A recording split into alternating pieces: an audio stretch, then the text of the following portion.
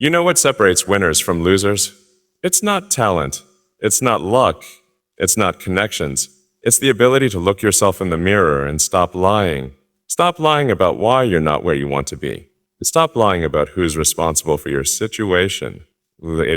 Stop lying about what you're capable of. The truth is brutal, but it's the only thing that will set you free. I remember the exact moment everything changed for me. I was sitting in a room that wasn't mine, eating food I couldn't afford, surrounded by people who had given up on themselves. And I looked around and realized something terrifying. I was becoming them. I was adopting their excuses. I was speaking their language of limitation. I was accepting their reality as my own. And in that moment, something inside me broke. Not in a bad way, in a necessary way. See, most people go their entire lives never experiencing that breaking point. They coast, they survive, they exist, but they never truly live. They never push themselves to the edge where transformation happens. They stay comfortable in their misery, because at least it's familiar. At least they know what to expect. At least they don't have to risk anything. But I'm not talking to those people right now. I'm talking to you. The one who's tired of being tired. The one who's sick of watching everyone else win while you sit on the sidelines. The one who knows deep down that you are meant for more but somehow got trapped in less. This message is for you. Let me tell you something nobody wants to hear. Your current situation is your fault. Not completely, maybe. Life isn't fair. Bad things happen to good people. Circumstances can be cruel, but the fact that you're still in that situation, that's on you.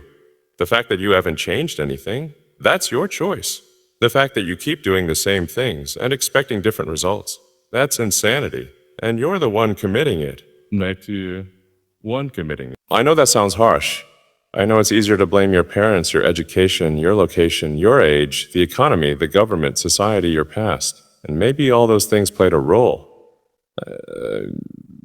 Maybe you did get dealt a bad hand. Maybe life has been unfair to you. But so what? Are you going to let that define you forever? Are you going to let your past dictate your future? Are you going to die with all that potential still locked inside you? The moment I stopped making excuses was the moment my life started changing. Not immediately, not magically, but gradually, consistently, undeniably. Because when you stop blaming external factors, you reclaim your power. When you take full responsibility, you also take full control. When you admit that you're the problem, you also realize you're the solution. Think about that. You're the solution. Not some guru, not some opportunity that's going to fall from the sky, not some person who's going to save you. You, with all your flaws and fears and failures, you have everything you need right now to start becoming who you're meant to be. Not everything you need to finish, but everything you need to start. And starting is the hardest part. Most people never start because they're waiting for perfect conditions. They're waiting to feel ready. They're waiting for more money, more time. But here's the secret nobody tells you. You will never feel ready. The conditions will never be perfect. There will always be reasons to wait. And while you're waiting, life is passing you by. While you're preparing, other people are doing. While you're planning, other people are winning. I wasted years of my life waiting for the right moment, waiting for permission, waiting for someone to believe in me. And you know what happened during all that waiting? Nothing. Absolutely nothing. Because the universe doesn't reward intention. It doesn't care about your potential. It only responds to action. It only rewards those who move despite fear, despite doubt, despite not having all the answers. The day I stopped waiting was the day I started living. I didn't have money. I didn't have support. I didn't have a clear plan. What I had was a decision, a non-negotiable commitment to myself that I would rather die trying than live wondering. And let me tell you, that decision changed everything. Not because it made things easier. It didn't. It made things harder. But it made me stronger. Strength doesn't come from doing what's easy. It comes from doing what's necessary. It comes from showing up on days when you don't feel like it. It comes from pushing through when every part of you wants to quit. It comes from the accumulation of small victories that nobody sees, small disciplines that nobody applauds, small sacrifices that nobody acknowledges. People see the success. They don't see the suffering. They see the victory. They don't see the countless defeats that came before it. They see where you are now. They don't see where you started or what you went through to get here. And because they don't see it, they minimize it. They call it luck. They call it privilege. They call it anything except what it really is. The result of relentless, unglamorous, often painful work that most people aren't willing to do. You want to know what separates people who make it from people who don't? It's not some special gift. It's not some secret knowledge. It's simply this: winners keep going when losers stop. That's it. That's the whole game. It's not complicated. It's just hard. And most people choose easy over hard, comfort over growth, excuses over accountability. But not you. Not anymore. Because something brought you to this moment. Something made you listen to these words. Maybe it's desperation. Maybe it's inspiration. Maybe it's just exhaustion from living below your potential. Whatever it is, don't waste it. Use it. Let it fuel you. Let it remind you on the hard days why you started in the first place. The hard days are coming. Let me be clear about that. This isn't a fairy tale where you decide to change and everything magically gets better. It gets harder before it gets easier. You'll face resistance from yourself, from your old habits, from people who prefer the old you because the new you makes them uncomfortable. You'll doubt yourself. You'll want to quit. You'll wonder if it's worth it. And in those moments, you need to remember something. The pain of discipline is temporary, but the pain of regret lasts forever.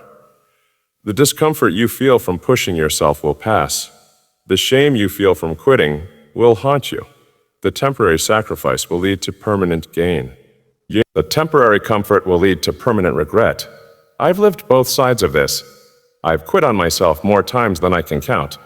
And I can tell you with absolute certainty that there is no worse feeling than knowing you could have been something more, but chose not to try.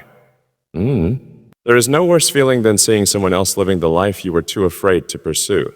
There is no worse feeling than reaching the end of your days and realizing you never really lived. You just existed. Don't let that be your story. Don't let fear write your ending. Don't let comfort rob you of your destiny. You're capable of so much more than you're currently settling for. Deep down, you know this. You feel it.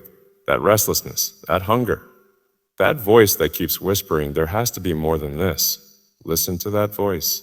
That's your true self trying to break free from the prison of mediocrity you've locked it in. Mediocrity is a choice. Let me say that again. Mediocrity is a choice. It's not something that happens to you. It's something you accept. Every day you don't push yourself, you're choosing it.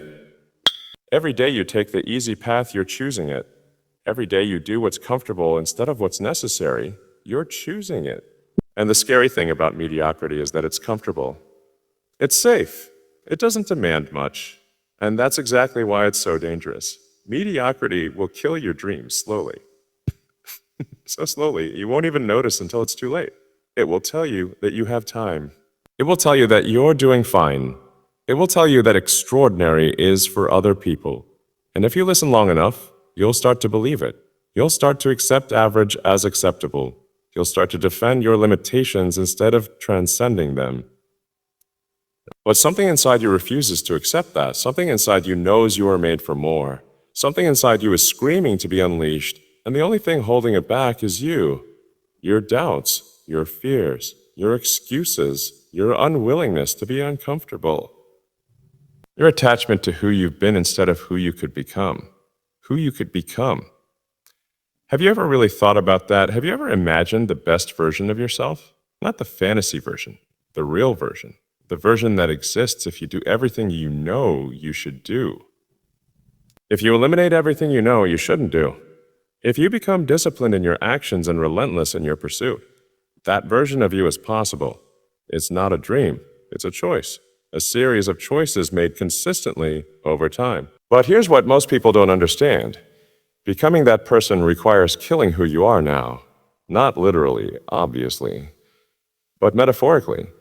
You have to let go of old identities, old habits, old relationships that no longer serve you. You have to be willing to outgrow the person you've been. And that's painful. That's why most people don't do it. They'd rather stay comfortable in their current identity. than go through the discomfort of transformation. Transformation is not pretty. It's not pretty. It's not Instagram worthy. It's messy and confusing and lonely.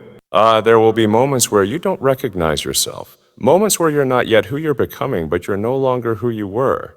You're in between.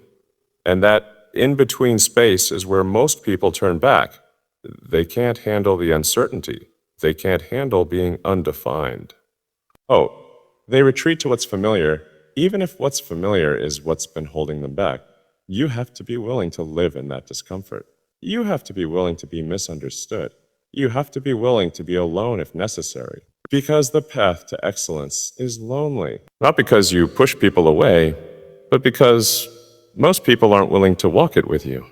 They're not willing to make the sacrifices. They're not willing to delay gratification. They're not willing to do what's hard when what's easy is available. And that's okay. This isn't about them. This is about you, your life, your potential, your one shot at existence. You don't owe anyone an explanation for choosing to maximize it. You don't owe anyone permission to become your best self. You don't owe anyone comfort if pursuing your dreams makes them uncomfortable. Your job is not to manage their feelings about your growth. Your job is to grow. Growth requires space. Sometimes that means physical space. Sometimes that means emotional space. Sometimes that means creating distance from people and places and things that keep you stuck. Especially when those people are family or friends who genuinely care about you but don't understand what you're trying to do. They'll question you. They'll doubt you. They'll try to protect you by talking you out of it. And you have to love them enough to not let their fear become your ceiling. I had to make this choice. I had to distance myself from people I loved because their vision for my life was smaller than mine. It wasn't that they were bad people. They just couldn't see what I could see. They couldn't believe what I believed. And if I had stayed in that environment, their doubt would have infected my belief. Their limitations would have become my limitations. Their reality would have become my reality. Your environment shapes you more than you realize. The 5 people you spend the most time with determine your thinking, your standards, your expectations. If those 5 people are complainers, you'll become a complainer. If those 5 people are dreamers who don't do, you'll become a dreamer who doesn't do. If those 5 people are settling, you'll settle. But if those 5 people are strivers, if they're doers, if they're people who hold themselves to high standards, you'll rise to match them. Choose your environment carefully. Choose your influences intentionally. Everything you consume is programming you. Every conversation is shaping you. Every piece of content is influencing you. If you're consuming negativity, you'll produce negativity. If you're consuming mediocrity, you'll produce mediocrity. If you're consuming excellence, you'll produce excellence. It's that simple and that important, but it's not just about what you consume. It's about what you produce, because consumption without creation is just entertainment. You can watch every motivational video ever made and still be exactly where you are if you don't take action. You can read every self-help book ever written and still be stuck if you don't implement. Knowledge without application is useless. Understanding without execution is worthless. You have to do something with what you know. And I know what you're thinking. You're thinking, I don't know where to start. You're thinking, I don't have a plan. You're thinking, I need to figure everything out first. But that's just fear disguised as practicality. The truth is, you don't need to know the whole path. You just need to know the next step. And the next step is always the same. Start where you are. Use what you have. Do what you can. Start where you are. Not where you wish you were. Not where you think you should be. Where you actually are right now. With all your limitations and disadvantages and imperfections. Just start there. Because that's the only place you can start from. Wishing you were somewhere else doesn't move you forward. Accepting where you are and working from there does. Use what you have, not what you wish you had, not what other people have. What you actually have right now. Maybe it's not much. Maybe it's just time and determination. Maybe it's a skill nobody values yet. Maybe it's just the ability to outwork everyone else. Use it. Maximize it. Stop waiting for ideal resources and start maximizing available resources. Do what you can. Not what you think you should do, not what looks impressive. What you can actually do right now with what you have where you are. Maybe it's small. Maybe it's unsexy. Maybe nobody will notice. Do it anyway. Because small actions compound. Unsexy work leads to sexy results. And the things nobody notices build the foundation for the things everyone will see. This is how empires are built, not through one massive action, but through thousands of small decisions made consistently over time. Not through dramatic moments, but through disciplined routines executed when nobody's watching. Not through talent or luck, but through relentless commitment to daily improvement. Most people overestimate what they can do in a day and underestimate what they can do in a year. They want instant results, so they take massive action for a day or a week or a month, burn out, and quit. Then they wonder why nothing changes. But real change doesn't work like that. Real change is slow. It's boring. It's repetitive. It's showing up and doing the work even when you don't feel like it, even when you're not seeing results, even when nobody cares. That's the secret everyone's looking for, but nobody wants to hear. There is no secret. There's just work. Consistent, focused, relentless work. Day after day, week after week, month after month, year after year, until one day you look up and realize you're not the same person who started. Until one day other people start noticing. Until one day the results become undeniable. But you have to be willing to work in obscurity. You have to be willing to grind when nobody's cheering. You have to be willing to invest in yourself when nobody believes in you yet. Because the believing comes after the doing, not before. People don't believe in your potential. They believe in your results. You don't get results without first putting in work that nobody sees. I spent years working in obscurity. Years where nobody cared what I was doing. Years where people thought I was wasting my time. Years where I questioned myself constantly. I kept going. Not because I was confident. Not because I knew it would work out, but because I made a decision that quitting wasn't an option. I made a decision that I would rather fail trying than succeed at settling. And here's what I learned. The universe rewards commitment, not interest, not curiosity, not dabbling. Commitment. When you fully commit to something, when you burn the boats. So there's no retreat. When you make success your only option, everything changes. Opportunities appear. Resources show up. People want to help. Not because the universe is magic, but because your energy shifts, your focus intensifies, your actions align, and aligned action produces results. But commitment requires sacrifice. You can't commit to everything.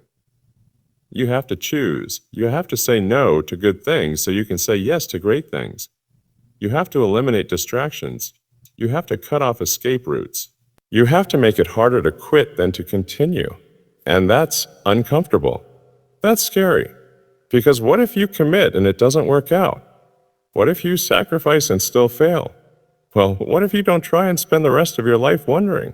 What if you play it safe and die with your dreams still inside you? What if you choose comfort and miss your calling? The risk of failure is nothing compared to the certainty of regret. I would rather attempt something great and fail than attempt nothing and succeed. I would rather swing for the fences and strike out than never step up to the plate. I would rather die trying than live wondering. That's the mindset shift you need to make. Stop seeing risk as something to avoid and start seeing it as something to embrace. Every successful person you admire took massive risks. They bet on themselves when nobody else would. They pursued dreams that seemed impossible. They refused to let fear of failure keep them from pursuing greatness. And yes, many of them failed, multiple times. But they didn't let failure define them. They let it refine them. Failure is not the opposite of success. It's part of success. It's information. It's feedback. It's proof that you tried. Every failure teaches you something if you're willing to learn. Every setback shows you what doesn't work so you can figure out what does. Every rejection builds resilience. Every disappointment builds character. But only if you stay in the game. Only if you refuse to quit. Quitting is easy. Anyone can quit. It takes no skill, no strength, no courage. But continuing when things are hard, continuing when you're tired and discouraged and unsure, continuing when everyone thinks you're crazy, that takes everything. That takes a level of belief in yourself that most people never develop. That takes a commitment to your vision that's stronger than your current circumstances. Your vision has to be bigger than your obstacles. Your why has to be stronger than your how. Your purpose has to be more compelling than your pain. Because there will be pain, there will be obstacles. There will be moments where you question everything, and in those moments, you need something to pull you forward. You need a reason that's bigger than your doubts. What's your reason? And don't give me some surface level answer. Go deep. What's really driving you? Is it to prove someone wrong? Is it to make someone proud? Is it to escape poverty? Is it to build a legacy? Is it to show your kids what's possible? Is it simply that you refuse to die without knowing what you're capable of? Whatever it is, get clear on it. Write it down. Look at it every day, because that reason will sustain you when motivation fades. Motivation is temporary. It's an emotion. Emotions are unreliable. You can't build a life on motivation. You have to build it on discipline. Discipline is doing what needs to be done even when you don't feel like it. Discipline is keeping promises to yourself even when it's inconvenient. Discipline is choosing your future over your feelings. And discipline, unlike motivation, compounds. The more you exercise it, the stronger it gets. Think of discipline like a muscle. At first, it's weak. It's hard to use. It gets tired quickly.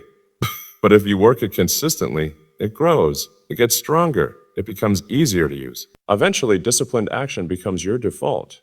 Eventually, doing what's right becomes more natural than doing what's easy.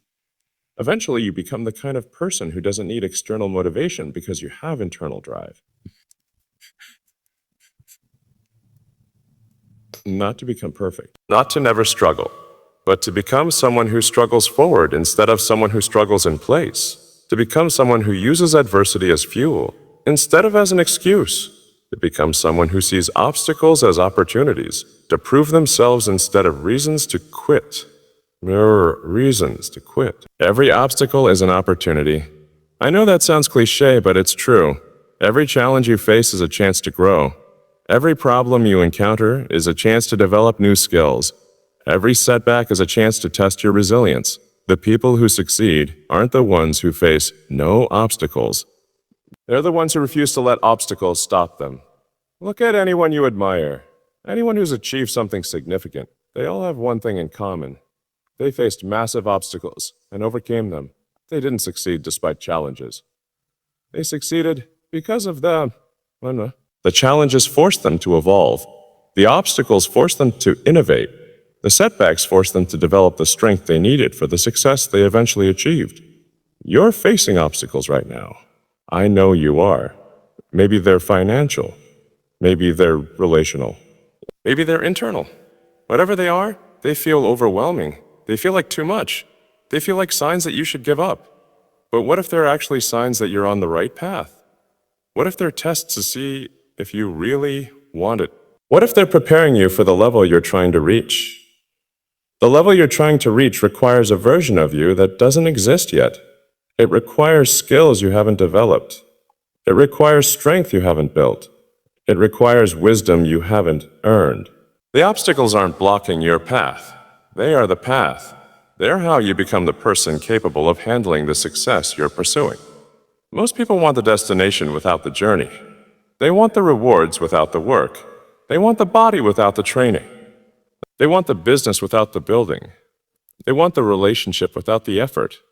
They want the transformation without the pain. But that's not how life works. You don't get the harvest without planting seeds. You don't get the strength without lifting weights. You don't get the success without paying the price. And the price is high. It's higher than most people are willing to pay. It's not just money. It's time. It's energy. It's relationships. It's comfort. It's security. It's the willingness to look stupid while you're learning. It's the humility to start at the bottom. It's the patience to trust the process. It's the courage to keep going when results aren't showing yet. Are you willing to pay that price? Are you willing to sacrifice what you are for what you could become? Are you willing to endure years of difficulty for a lifetime of fulfillment? Are you willing to be misunderstood, criticized, doubted? Are you willing to work harder than everyone around you? Are you willing to do whatever it takes? Whatever it takes? That's the commitment, not I'll try, not I'll do my best, but I will do whatever it takes. That's the level of commitment required for extraordinary results. That's the mentality that separates champions from everyone else. Champions don't have backup plans. They don't have exit strategies. They don't have contingencies. They have one plan, make it work. And they commit everything to that plan. Can you make that commitment? Can you go all in? Can you bet everything on yourself? Because that's what this requires. Half measures produce half results. Partial commitment produces partial success. You can't kind of pursue your dreams. You can't sort of give your best. You can't maybe change your life. You have to fully commit. You have to completely invest.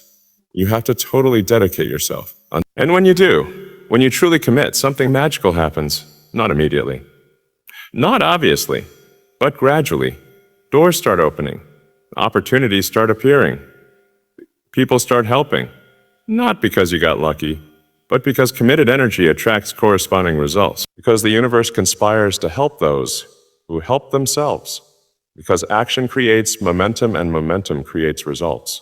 But you have to start. You have to take that first step. You have to make that first move. And the first move is always the hardest because it requires leaving behind the familiar and stepping into the unknown. It requires trading certainty for possibility. It requires believing in something you can't see yet. That's faith. Not religious faith necessarily, but faith in yourself. Faith in the process. Faith that if you do the work will work. The work will work. Trust that. The effort you put in will come back to you. Maybe not immediately. Maybe not, obviously. Maybe not in the way you expected, but it will come back. Every rep counts. Every day matters. Every small discipline compounds. Nothing is wasted. Even the failures teach. Even the setbacks strengthen. Even the delays are developing you. You're being developed right now. This moment, this struggle, this challenge you're facing is developing you. It's building your character. It's strengthening your resolve. It's preparing you for what's coming. Don't waste it by complaining. Don't waste it by quitting. Don't waste it by feeling sorry for yourself. Use it. Extract every lesson. Develop every skill. Build every ounce of strength it's offering. Because you're going to need that strength. The level you're heading to requires more than you currently have. It requires a bigger you, a stronger you, a wiser you, a more disciplined you. And the only way to become that person is through the fire you're in right now. The fire isn't destroying you. It's forging you. It's burning away everything that isn't essential. It's purifying your purpose. It's strengthening your resolve. Stay in the fire. Don't run from it. Don't try to escape it prematurely. Let it do its work. Let it transform. Let it make you into the weapon you need to be for the battles ahead. Because there are battles ahead. Greater opportunities bring greater challenges. Are you becoming strong enough for what you're asking for? Most people aren't. Most people ask for big things, but they're not willing to become big enough to handle them. They want the $1 million business, but they have $1,000 minds. They want the extraordinary relationship, but they're bringing ordinary effort. They want elite results, but they're giving average input.